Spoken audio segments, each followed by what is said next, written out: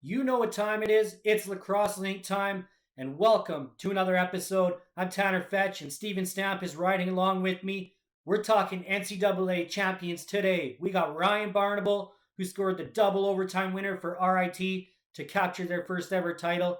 And we got back to back champ Payton Cormier. He's talking about his experience building up to the championship and what it feels like to take home some hardware. Beautiful play, Aaron Gray Eyes. He is having himself a tournament. So he's definitely physical, athletic, and somebody to be watching for. In the middle, it just bounces off, but it's picked up and scored. For the biggest, that's a comma and a comma and a comma, gotta get it. And it's a ticket talking Mazda for the biggest. That's a comma and a comma and a comma, gotta get it. Great. Joining me on Lacrosse Link is Ryan Barnable of the RIT Tigers, who last week you guys won 15-14 in double overtime over Salisbury to finish a perfect season, 14-0, earn your Division III NCAA Championship. Congratulations on that, and welcome to the show. Thanks for having me. I appreciate it. It's great to have you on. And to me, looking at the season, it's always interesting when you see you guys go through the season with one goal game, 3 2-goal games, including the tournament semifinals. But most of your wins coming by pretty substantial margins, obviously a very solid team.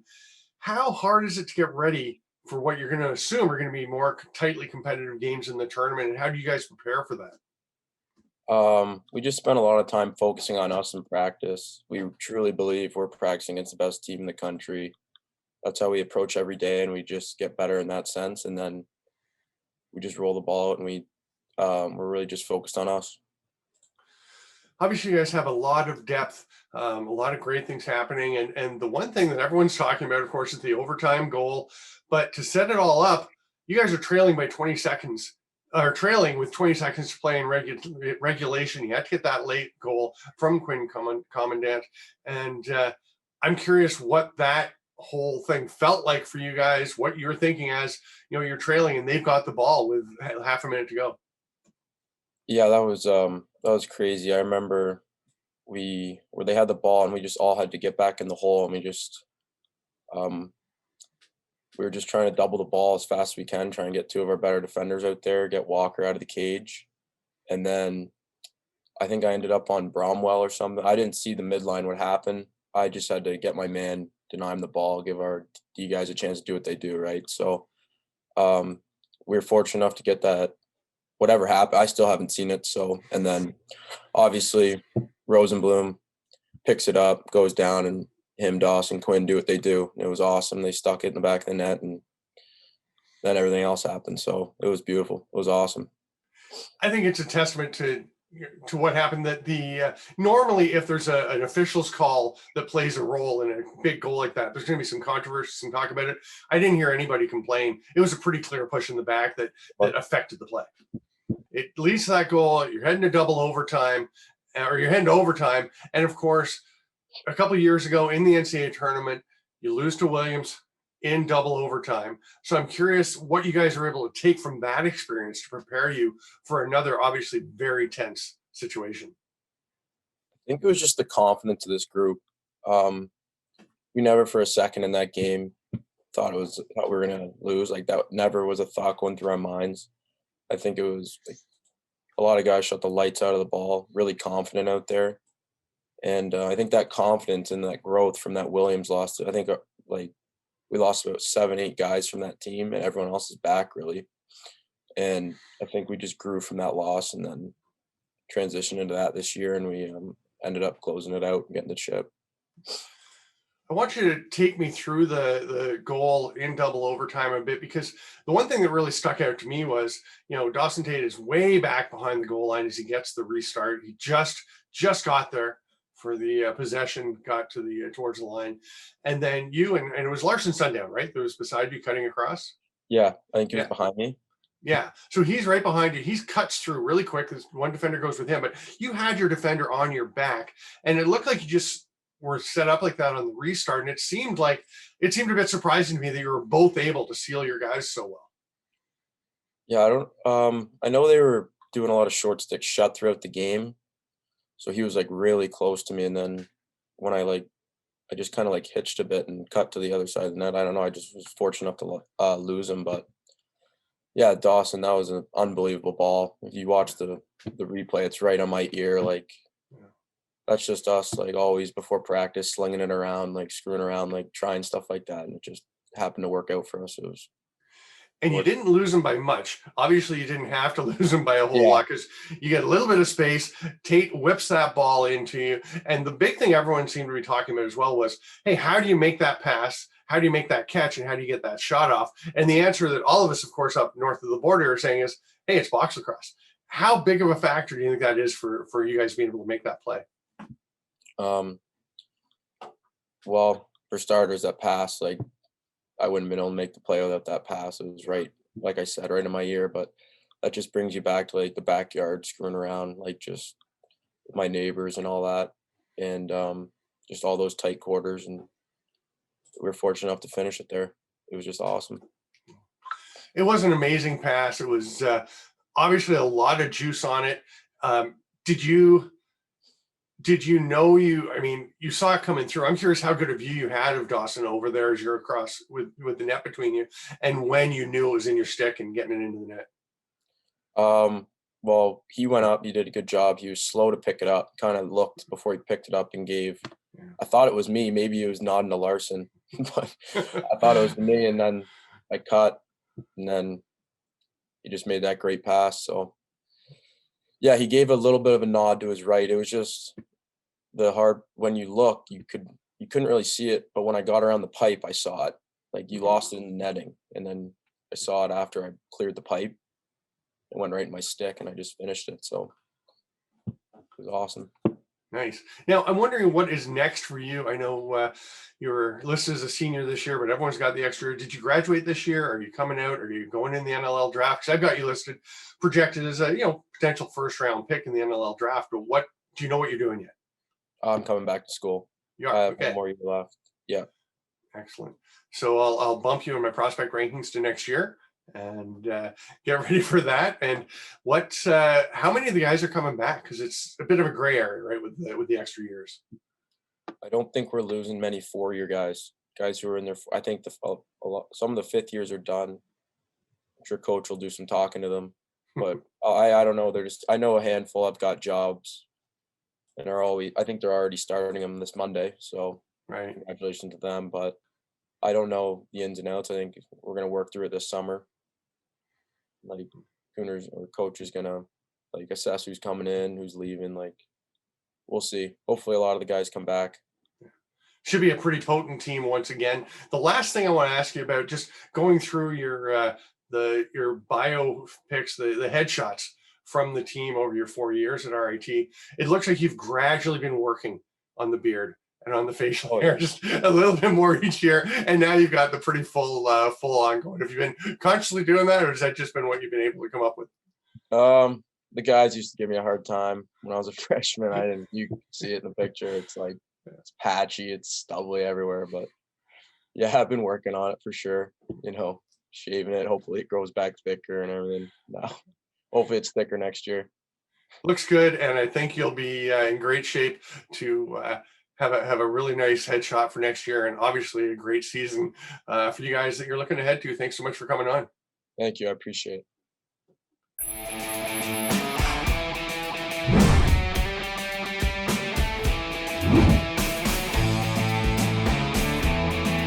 Hi, this is Jaden with Al Anderson Source for Sports. Excited to tell you that we got all our new lacrosse product in for this upcoming season. Whether you're playing box or field, our lacrosse experts are going to make sure we get you into the right equipment to elevate your game. At Al Anderson Source for Sports, we know our stuff.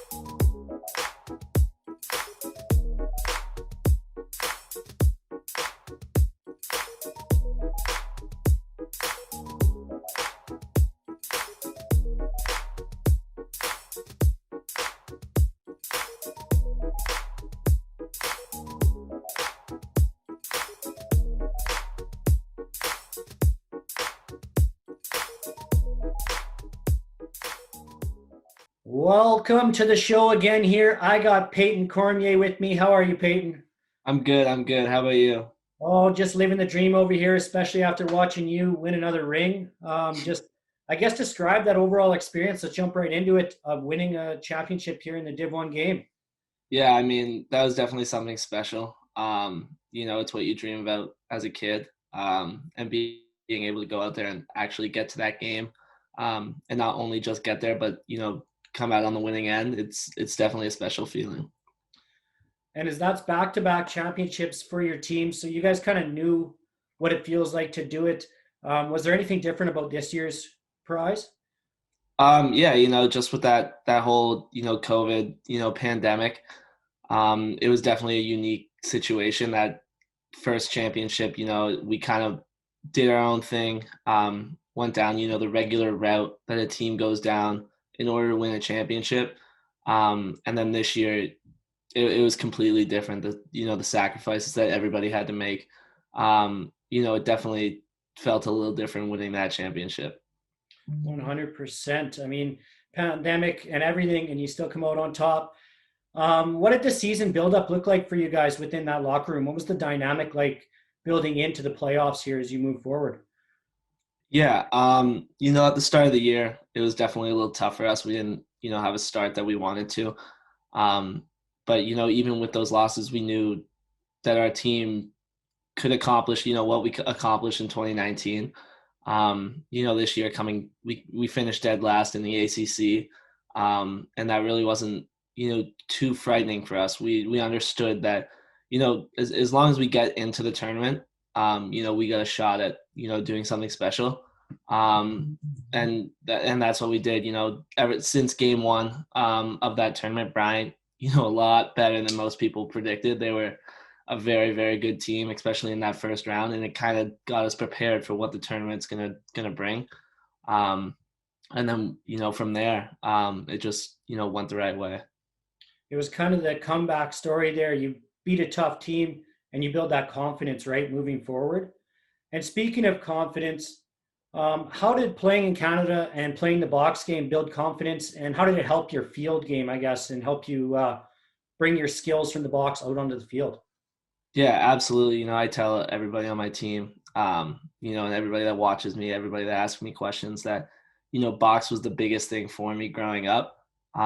If I never played box, I wouldn't be as comfortable, dealing with contact, dealing with pressure, catching and finishing in tight places. The box game, really brought that to me. And I would say without it, I don't really know what kind of player I would be. I'm a guy that is really, really good with pressure and, that contact, I enjoy it.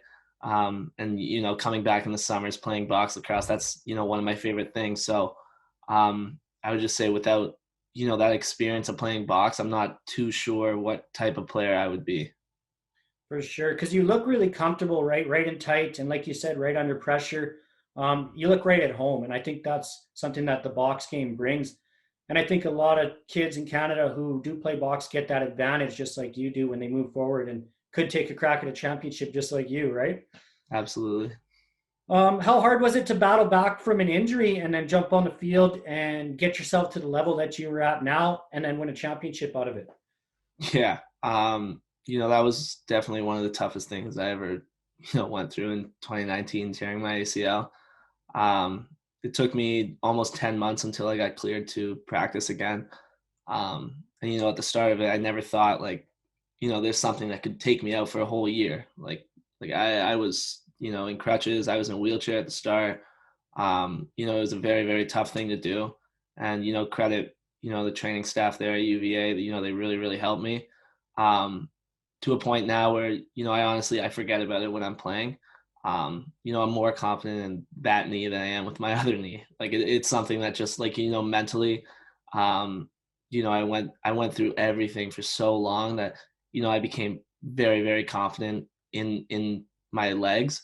And, that helped me to go with, being able to be a part of this team rather than 2019, not being able to play and, be as helpful as I wish I was.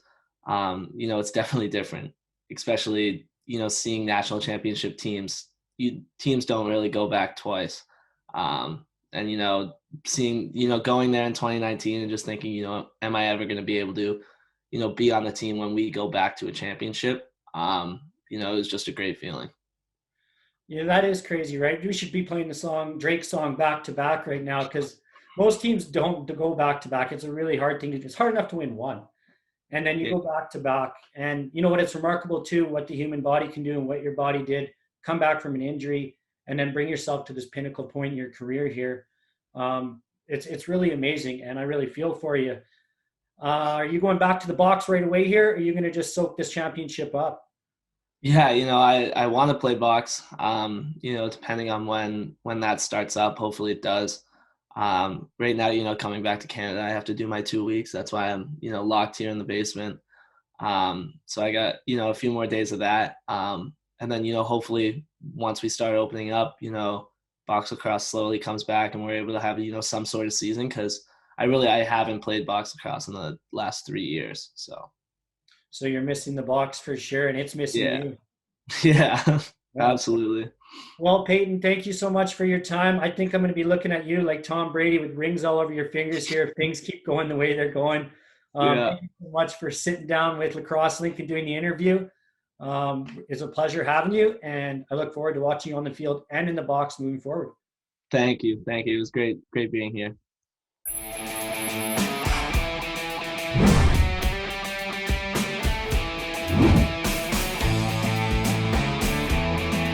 Hi, this is Jaden with Al Anderson Source for Sports. Excited to tell you that we got all our new lacrosse product in for this upcoming season. Whether you're playing box or field, our lacrosse experts are going to make sure we get you into the right equipment to elevate your game. At Al Anderson Source for Sports, we know our stuff.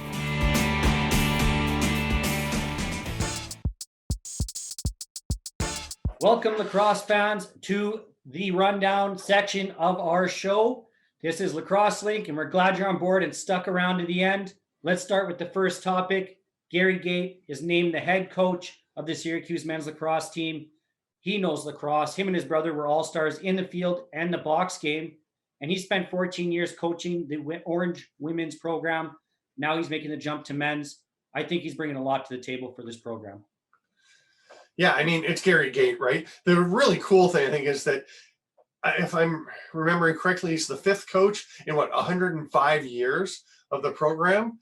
That makes the Pittsburgh Steelers look like they're flighty and changing coaches a lot. Caitlin DeFleece named as the interim coach for the women. So lots of cool stuff going on at Syracuse, which it's good for them to have some positive news. I mean, they can honor John Desko for his long career, because obviously they've had some issues this year that have been tough. So good for them to get some positive stuff coming out. The PLL opening weekend just happened. The Redwoods rolled to 2 straight wins. The Whip Snakes won a championship rematch over Chaos, and the Cannons, coming in as the, I guess, expansion team or the absorbed team in the merger, win their first PLL game after they dropped their opener. Now, of course, the Redwoods and Cannons players dominating the stats leaders after they've each played 2 games. You got to think, though, Andrew Q and Lyle Thompson might just stick up there among the scoring leaders all year. They've got 7 each after the opening weekend. You know what? It was a phenomenal weekend of lacrosse. And I got to mention Paul Rabel. He started with the Boston Cannons and played in the MLL with them. Now he gets to represent the Cannons again, but in the PLL, he got 5 points in the 2 games. He had a phenomenal weekend. And then Rob Pinnell again dominated the charts with 9 points total. He's an athlete. What a great weekend of lacrosse. Now moving on to the next topic, talking about the PLL as well, but injuries plaguing the Chrome, who had Randy Stats and Jordan Wolf injured, and Matt Gaudette is injured and suspended. So they need someone at attack. I'm looking to Mark Matthews, the Saskatchewan All-Star, who knows how to rip the ball, and he also dominated in the MLL. Give him a call. Yeah, Matthews, a great option. I believe I saw someone posted that he said he can go down. He's got a place to stay. He's happy to go down and can make it across. So I don't know what their quarantine situation is or what their protocols are exactly. Clark Peterson, another option. And there are some other guys around who there's a lot of talent that's not in the league yet. So it'll be interesting to see how that one plays out. Sticking with field for a little bit, the Tuarton Awards announced on the weekend. And again, a touch of a PLL connection there as they were handed out in the halftimes of the PLL games. Jared Barnhart wins the Maryland attack among a very competitive group of attack players for the men. And on the women's side, Charlotte North from Boston College, not really surprising. The big thing I'm seeing is people saying, hey, she's not just the best female player in college lacrosse. She's the best player, period. It's pretty hard to argue with her. 102 goals. She's a perpetual motion machine, ton of talent. Now she's heading off to Team USA trials, and you have to like her chances there as well. You know what? Those are two well-deserving athletes that get an award, something else to add to their trophy case, right? And now sticking again with the field, the NCAA, the rules committee now is looking to change the 80-second shot clock to 60 seconds and try and speed up the pace of the game. I love box, right? Why don't we make it 30? I'm all for it. Really get this game tight and fast and get the ball moving around and force some shots. Yeah, shorten it up a bit. I think it makes sense. My understanding is that this is basically going to the rule they were hoping to implement when they actually first put a shot clock in, and wanted to go to 80 for the initial possession and then 60 on a repossession, because they do have a 20-second clear period. But just the technology with the shot clocks and just making it work was not really available. So my understanding is that's what they're doing, is going to that. They can make it work now. So I like it. But yeah, maybe 30 in field, a little short, but I don't know, 40. I mean, the PLL goes 56. I'd say 45. I don't know, but I'm with you. Shorten it up. And we're going to wrap up the rundown with a pretty fun play. The Salt City Eels making their debut in IBLA Empire North, and Leroy Halftown goes back and does his best Kimbo Squire impersonation. Kimbo Squire made a huge save in an Arena Lacrosse League game. Or actually, I guess it was a CLAX game back in the day. Leroy Halftown goes back, bails out Goa Abrams, who had been pulled for the extra attacker, heading off the bench, but couldn't get there in time, and a huge save. I think Leroy Halftown might be better than you, Tanner. Whoa. Let's not get carried away here. To be fair, I've played net a couple of times. He's way better than I am. That's for sure. You know what? That IBLA is really doing great things. Goalies like that make it interesting to watch. I think that's great for the league. Senior A, those players are developing. They got the connection with the NLL as well. And the Northern Collegiate Box Lacrosse League as well, that was playing in Rochester. You shared the video. There are things happening there in the States for the Box League. And those players might get a crack at the National Lacrosse League if things go well. Who knows? Eventually, right? Could take a little while, but they're definitely, the quality of play is getting better and better. And that's huge, like you said, for development of the game in the U.S. And that's exactly what we're here for, to support these players, these athletes, and this game that we love. Thank you so much for joining us here on the Crosslink, the show. And that will wrap up the episode.